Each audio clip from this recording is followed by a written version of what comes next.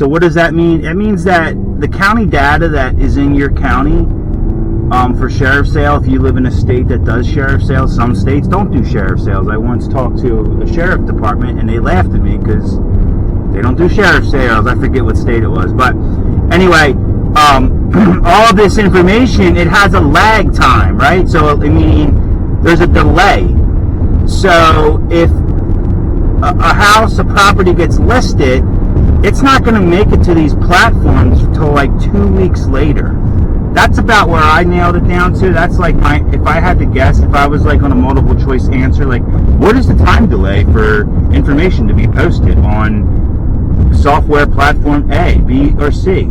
I would guess 2 weeks. That's kind of like what I see. So with that, what I do is I go and I scrape the actual county websites. I get better data, and I use things like Excel. I use ChatGPT, which is pretty cool. And this is like a side trail, but